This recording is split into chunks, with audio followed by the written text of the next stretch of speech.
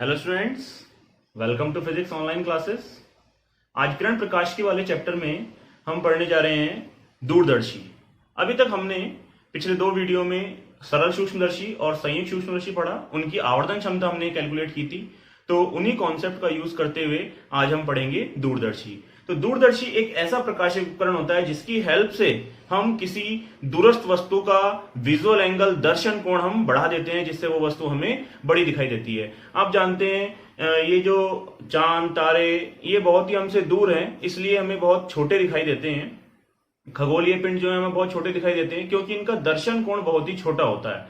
तो हम दूरदर्शी की सहायता से क्या करते हैं, इनका दर्शन कोण बढ़ा देते हैं, जिस वजह से हमें वो वस्तुएं बड़ी दिखाई देती हैं। तो इसमें भी दो उत्तल लेंसों का उपयोग किया जाता है और वे दोनों उत्तल लेंस ही अलग अलग व्यास की नलियों में फिट होते हैं।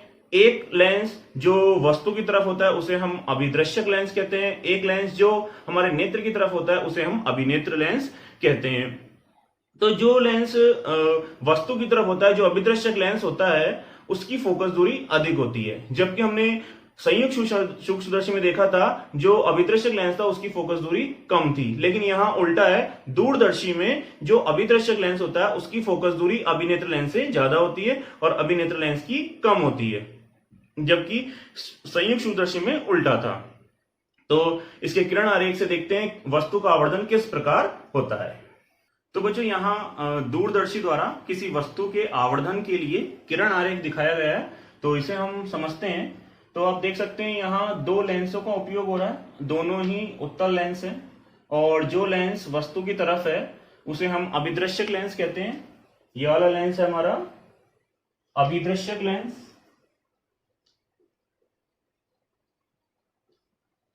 और ये लेंस है हमारा अभिनेत्र लेंस।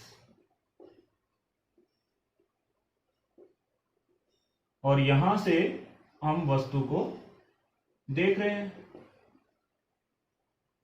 तो आप यहां देख सकते हैं कि अभिदृश्यक लेंस की फोकस दूरी अधिक है और अभिनेत्र लेंस की फोकस दूरी कम है। और माना कोई दूरस्थ वस्तु AB है जिससे चलने वाली प्रकाश किरण, कोई दूरस्थ वस्तु AB है जिससे चलने वाली प्रकाश किरण हम समांतर आती हुई मान सकते हैं।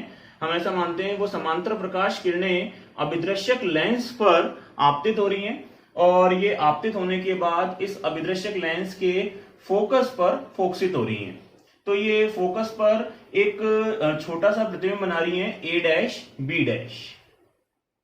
आप देख सकते हैं ये प्रतिबिंब बन रहा है A' B'। ये किसी दूरस्थ वस्तु यानी किसी खगोलीय पिंड का प्रतिबिंब बन रहा है A' B' और ये कहां बन रहा है, अभिदृश्यक लेंस के लगभग फोकस पे बन रहा है। तो आप देख सकते हैं कि ये A' B' जो प्रतिबिंब बना, ये हम जानते हैं अभिनेत्र लेंस के लिए आभासी वस्तु का कार्य करेगा। तो ये अभिनेत्र लेंस इस आभासी वस्तु का आवर्धित प्रतिबिंब बनाता है A'' B'। तो देखते हैं कैसे बन रहा है प्रतिबिंब। तो यहां से ये जो प्रकाश किरणें आगे आ रही हैं, ये प्रकाश किरणें जो आगे आ रही हैं ये इस लेंस से अपवर्तित हो जाती हैं। तो इन अपवर्तित प्रकाश किरणों को जब पीछे बढ़ाया जाता है तो ये एक बिंदु पर मिलती हुई प्रतीत होती हैं, तो वहां प्रतिबिंब बनता है A'' B'। तो बच्चों यहां आप देख सकते हैं ये जो अल्फा एंगल बन रहा है ये बिना दूरदर्शी के नेत्र पर बना दर्शन कोण है। अगर सपोज हम इस अभिदृश्यक लेंस के स्थान पर केवल हम खड़े हो जाएं और अगर हम वस्तु को देखें, जो खगोलीय पिंड है उसे देखें, तो हमें बहुत छोटी दिखाई देगी, तो उसके द्वारा नेत्र पर हमारा कोण बन रहा है अल्फा। लेकिन जब हमने दूरदर्शी की सहायता से उस वस्तु AB को देखा, खगोलीय पिंड को देखा, तो हमारा दर्शन कोण बीटा बना। तो यहां समझने वाली बात यह है कि दूरदर्शी वस्तु को आवर्धित नहीं करता, बल्कि जो वस्तु बड़ी है उसका प्रतिबिंब हमारी नेत्र के निकट बना देता है। क्योंकि वस्तु पहले ही बड़ी है, वो हमें छोटी क्यों दिखाई दे रही है, वो छोटी हमें इसलिए दिखाई दे रही है क्योंकि दर्शन कोण बहुत कम बन रहा था हमारी नेत्र पर। लेकिन दूरदर्शी क्या करता है, उस दर्शन कोण को बढ़ा देता है। तो आप देख सकते हैं यहाँ बीटा जो है वो अल्फा से अधिक है, इसलिए हमें वस्तु कैसे दिखाई दे रही है, आवर्धित दिखाई दे रही है, बड़ी दिखाई दे रही है। तो इस कॉन्सेप्ट का आप ध्यान रखेंगे कि दूरदर्शी क्या करता है, जो खगोलीय पिंड हैं जो ऑलरेडी बड़े हैं उनके प्रतिबिंब को हमारे नेत्र के निकट बना देता है, जिससे हमें वे वस्तुएं बड़ी दिखाई देती हैं। जबकि जो सूक्ष्मदर्शी है वो छोटी वस्तु को आवर्धित करते हैं। इस कॉन्सेप्ट का ध्यान रखेंगे, दोनों में मेन डिफरेंस यही है। अब हम इस दूरदर्शी का आवर्धन क्षमता कैलकुलेट करेंगे, ठीक वैसे ही करेंगे जैसे हमने सूक्ष्मदर्शियों की थी। तो अब हम समझेंगे दूरदर्शी की आवर्धन क्षमता। तो हम जानते हैं दूरदर्शी की आवर्धन क्षमता होती है m equals to beta upon alpha, और बीटा वो एंगल होता है जब हमने प्रकाशिक उपकरण का उपयोग करके वस्तु को देखा है, और अल्फा वो एंगल होता है जब हमने बिना प्रकाशिक यंत्र के वस्तु को देखा है। तो ये दोनों ही दर्शन कोणों के मान है बीटा और अल्फा। अगर ये अल्फ हैं तो हम इनको लिख सकते हैं tan beta upon tan alpha. ये इक्वेशन नंबर 1 दे देते हैं।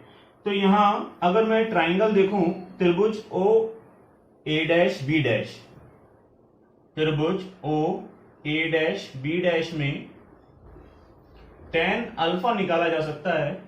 यह होगा ए डैश बी डैश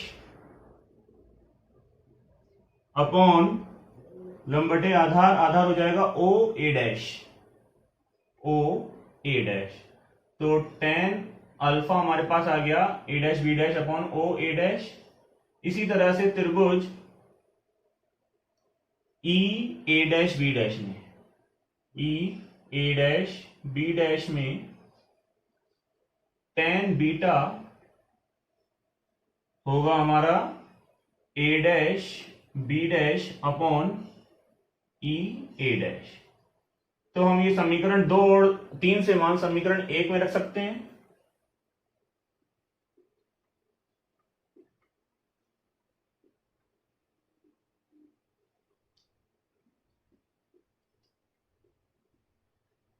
तो m इक्वल्स टू आएगा tan बीटा मतलब A dash B dash upon E A dash upon tan alpha A dash B dash upon O A dash. तो ये होगा A dash B dash upon E A dash into O A dash upon A dash B dash. तो हमारे पास m की value आ रही है O A dash upon E A dash. इसे हम डायग्राम में देख के रख सकते हैं, इनकी वैल्यू से डायग्राम में देख के रख सकते हैं। तो ओ A dash, O A dash ये होगा मेरा एफ नॉट, और ई ए डैश ये हो जाएगी इस अभिनेत्र लेंस के लिए वस्तु की स्थिति, यानी इसको लिख देते हैं हम यू ई, लेकिन चिन्ह परिपाटी से हम इसे रखेंगे माइनस यू ई। तो m इक्वल्स टू आया minus F not upon U E. तो बेटा ये कहलाती है एक दूरदर्शी की आवर्धन क्षमता, m equals to minus F not upon U E. तो इसमें भी वही दो विशेष स्थितियां हैं जो हमने संयुक्त सूक्ष्मदर्शी में पढ़ी थी, जब हमें अंतिम प्रतिबिंब स्पष्ट दृष्टि की न्यूनतम दूरी पे चाहिए, या जब हमें अंतिम प्रतिबिंब अनंत पे बनाना हो। तो वही दो स्थितियां देखते हैं, विशेष स्थितियां, उनके लिए भी हम आवर्धन निकालते हैं कितना कितना होता है। तो यहां देखते हैं हम पहली विशेष स्थिति, जब अंतिम प्रतिबिंब स्पष्ट दृष्टि की न्यूनतम दूरी d पर बने। अगर हम ऐसा चाहें दूरदर्शी से कि अंतिम प्रतिबिंब d पर बने, तो उसके लिए हमें दोनों लेंसों के बीच की दूरी को एडजस्ट करना होगा, और हम अंतिम प्रतिबिंब कहां बना पाएंगे, दूरी d पर बना पाएंगे। तो मैं लिख देता हूं अभिनेत्र लेंस के लिए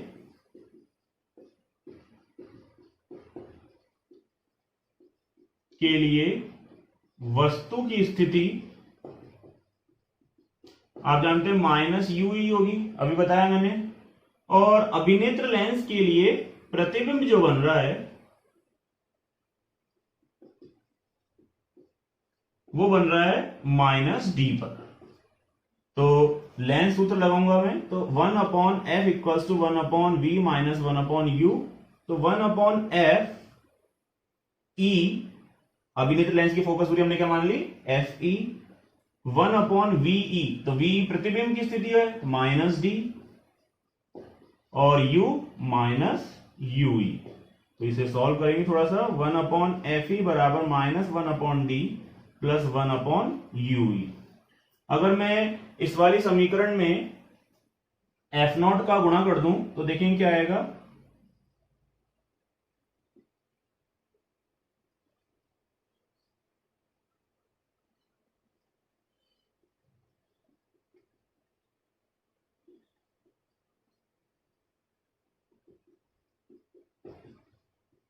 तो इसमें मैं एफ नॉट का गुणा कर रहा हूं, तो ये आ गया F not upon F E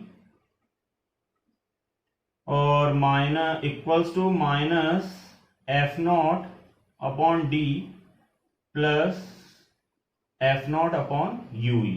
तो यहां आप देख सकते हैं कि F not upon U E जो है उसका मान है माइनस एम, तो मैं यहां माइनस एम रख दूंगा। तो F not upon F E equals to minus F not upon D और F not upon U E के स्थान पे क्या रख रहा हूं मैं, माइनस एम। तो इसे हम यहां और सॉल्व कर लेते हैं, तो ये आएगा minus M equals to F not upon F E plus F not upon D. तो यहां से अगर मैं F not upon F E को अगर मैं कॉमन ले लूं तो अंदर रहेगा 1 प्लस एफ ई अपॉन डी, और अगर मैं माइनस को इधर भेज दूं तो m इक्वल्स हो जाएगा minus F not upon F E 1 plus F E upon D. तो ये होती है हमारी आवर्धन क्षमता जब अंतिम प्रतिबिंब स्पष्ट दृष्टि की न्यूनतम दूरी d पर बनता है। तो यहां हम दूसरी स्थिति भी देख लेते हैं, जब अंतिम प्रतिबिंब अनंत पर बने। तो मैं यहां सेकंड स्थिति देख लेते हैं, जब अंतिम प्रतिबिंब अनंत पर बने। तो हम जानते हैं कि वस्तु का अंतिम प्रतिबिंब अनंत पर बनने के लिए जो a डैश b डैश प्रतिबिंब है उसे कहां पर बनाना होगा, उसे हमें जो अभिनेत्र लेंस था उसके फोकस पर बनाना होगा। तो अभिनेत्र लेंस के लिए जो वस्तु की स्थिति हो जाएगी वो हो जाएगी एफ ई। तो यू ई बराबर होगा एफ ई। तो समीकरण 4 से मैं डायरेक्ट लिख सकता हूं, समीकरण 4 से लिखा जा सकता है m equals to minus F not upon F E. तो ये आवर्धन क्षमता कौन सी स्थिति के लिए प्राप्त हुई हमें, जब अंतिम प्रतिबिंब अनंत पर बने। तो उस समय मैंने बताया कि वस्तु की स्थिति अभिनेत्र लेंस के लिए कहां हो जाएगी, ये अभिनेत्र लेंस के फोकस पर हो जाएगी। तो मैंने यहां यू ई के स्थान पे क्या रख दिया, एफ ई रख दिया। तो ये हमारी स्थिति है जब अंतिम प्रतिबिंब अनंत पर बने। तो इस डेरिवेशन को आप इजीली समझ सकते हैं, दोनों स्थितियों को आप इजीली समझ सकते हैं, महत्वपूर्ण स्थितियां हैं। इसी के साथ एक और कॉन्सेप्ट समझेंगे, दूरदर्शी की लंबाई।